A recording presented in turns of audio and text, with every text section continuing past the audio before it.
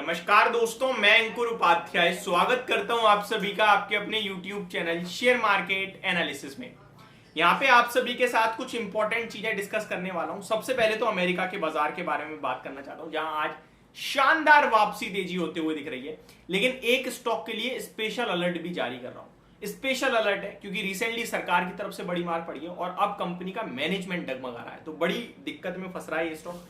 उसके बारे में भी शेयर करेंगे। तो शुरू करते हैं सबसे पहले अमेरिका के बाजार के अपडेट के साथ, फिर ग्लोबल मार्केट्स का अपडेट, फिर FIDIs का डाटा और स्टॉक अलर्ट जो है। स्टार्ट करते हैं। सबसे पहले अमेरिका के बाजार की बात करते हैं तो डाउ जोन्स 264 पॉइंट्स की तेजी में दिख रहा है। एंड सबसे इंपॉर्टेंट ये कि केवल 264 पॉइंट्स की तेजी में नहीं है, डेज हाई पे ट्रेड कर रहा है।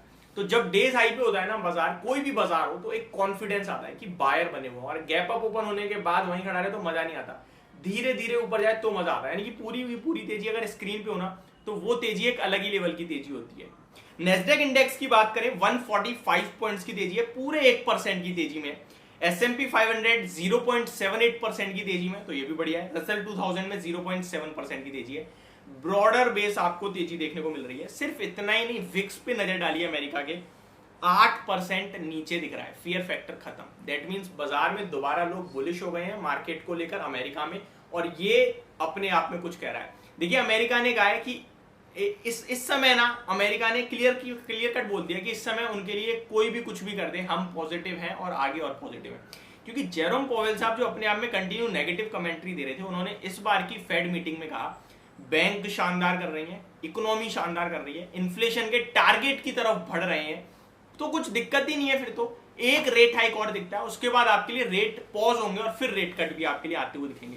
तो अगर आप बड़े लेवल पे एज एन इन्वेस्टर ये वीडियो देख रहे हो, वैसे तो इन्वेस्टर जो होते हैं बड़े समय वाले, वो ज्यादातर ये सारी चीजें नहीं देखते, बट आप बाजार में नए आए हो और देख रहे हो, तो मैं आपसे इतना कहना चाहता हूँ, 3 साल 5 साल या फिर उससे भी ज्यादा का व्यू लेके अगर आप मार्केट को देख रहे हो या वीडियो देख रहे हो और व्यू रखते हो, तो सिर्फ एक ही बड़ा इवेंट है मार्केट में, वो है 2024 के इलेक्शन। ये इवेंट निकल जाए, उसके बाद बाजार को लेकर सुपर बुलिशनेस है, और कोई बड़ा इवेंट भी नहीं है, कोई बड़ा ट्रिगर नहीं है मार्केट में इस समय। और ट्रिगर डेवलप होते हैं, होते नहीं है, डेवलप होते हैं, अचानक से आ जाती हैं चीजें, खराब चीजें बता के नहीं आती हैं, वो हम सबको पता है। बट इकोनॉमी के हिसाब से बहुत स्ट्रॉन्ग दिख रही है मार्केट। अब आते हैं आगे डाटा पे। यूरोप के मार्केट्स की बात की जाए तो वहां भी पॉजिटिविटी है। फिटसी आधे % ऊपर, डेक्स में लगभग 0.4% की तेजी है, कैक 1% ऊपर है। एशिया पैसिफिक देखा जाए तो निकाई में फ्लैटिशनेस है, शंघाई फ्लैट टू पॉजिटिव है, हैंगसेंग 0.61% की तेजी में। ओवरऑल पूरे मार्केट्स अच्छे हैं। भारतीय बाजार का हाल आपको पता ही है, आज काफी बढ़िया और काफी स्ट्रॉन्ग रिबाउंड था मार्केट में 2 दिन की गिरावट के बाद। अगर FIDIs के डाटा की बात की जाए तो वो भी मैं आप सभी के साथ शेयर करना चाहूंगा। FIIs एक बार फिर सेलर बनते हुए दिखे, 556 करोड़ का सेलिंग करके गए हैं कैश मार्केट में। DIIs फिर से बायर बने, 366 करोड़ की बाइंग करके गए हैं DIIs। तो डाटा बहुत छोटा है, ज्यादा कुछ खास नहीं है। आज की तेजी एक तरीके से रिटेल इन्वेस्टर्स की वजह से आई है, ऐसा लग रहा है, क्योंकि FIDIs तो ऑलमोस्ट मिक्स है, या फिर FNO का डाटा ज्यादा पॉजिटिव हो सकता है, जो अभी मेरे पास नहीं है, बट मैं आपके साथ कल डेफिनेटली शेयर करूंगा। अब आ जाते हैं स्टॉक अलर्ट, जिसपे मैं जारी कर रहा हूं। देखिए, आपको याद होगा रिसेंटली जहां पे GST काउंसिल की मीटिंग थी, वहां पे GST काउंसिल ने गेमिंग और कैसीनो इंडस्ट्रीज पे 28% का फ्लैट GST लगा दिया है। जिसके बाद आपने नजारा टेक, जिसके बाद आपने ऑन मोबाइल ग्लोबल, जिसके बाद आपने डेल्टा कॉर्प काफी बुरी तरीके से गिरते हुए दिखे। But Nazara tech and OnMobile global same day recover कर गए। ऑन मोबाइल ग्लोबल तो हरे निशान में आ गया था।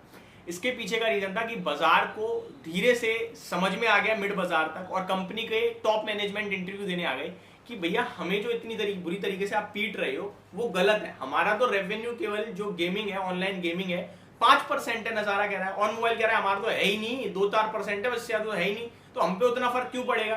तो वो स्टॉक सेम डे रिबाउंड कर गए। लेकिन कैसीनो की बात हो, कैसीनो गेमिंग इंडस्ट्री की बात हो, तो आपके लिए डेल्टा कॉर्प एक ऐसा शेयर है जिसका 15% रेवेन्यू गेमिंग इंडस्ट्री से आ रहा है, 85% रेवेन्यू उसका कैसीनो से आ रहा है। तो यहाँ पे 100 का 100% उसका कामकाज गेमिंग एंड कैसीनो से है, जिसपे सरकार ने 28% का GST लगाया। सेम डे स्टॉक 8-10% टूटा, अगले दिन फिर 8-10% टूटा, 240 वाला 190 रुपए पे आके खड़ा हो गया। 5-7 दिन ट्रेड होता है, नॉर्मल रहता है स्टॉक, धीरे धीरे रिबाउंड करता है, 202-204 तक गया। 2 तारीख को अगस्त में GST काउंसिल की दोबारा से कहीं ना कहीं रिव्यू था कि भैया शायद ये जो उन्होंने फैसला किया है इसमें कुछ बदलाव आ जाए। कोई बदलाव नहीं कहा, सरकार ने कहा लागू करो, अब ये सीधे खताओ। 1 अक्टूबर से लागू करने की तारीख दे दी, 28% GST की, प्लस 6 महीने का रिव्यू टाइम दे दिया है कि 6 महीने हम देखेंगे, अगर कुछ सुधार हुआ तो ठीक है, मतलब अगर कुछ गड़बड़ हुई तो फिर कम करेंगे, अदरवाइज यही चलेगा। उसके बाद इतनी बड़ी प्रॉब्लम के बाद डेल्टा कॉर्प की तरफ से आज एक बड़ा बयान आ रहा है, जहां पे डेल्टा कॉर्प कह रहा है company says Hardik Dewar has resigned from the position of chief financial officer of the company. तो सीएफओ के पद से इनके हार्दिक जी ने रिजाइन कर दिया। ये अपने आप में बहुत नेगेटिव हो गया है। मुझे लगता है स्टॉक के लिए इस समय काफी ज्यादा खराब हो सकता है। तो ये अभी के लिए मेरी तरफ से पूरी की वीडियो। बाकी आप सभी के साथ कल के सेशन में दिन के दौरान बात करूंगा अलग अलग स्टॉक्स पे जो आज रिजल्ट्स आए हैं, वो भी एक एक करके डिस्कस करूंगा। Thank you so much for watching this video. Have a great day guys.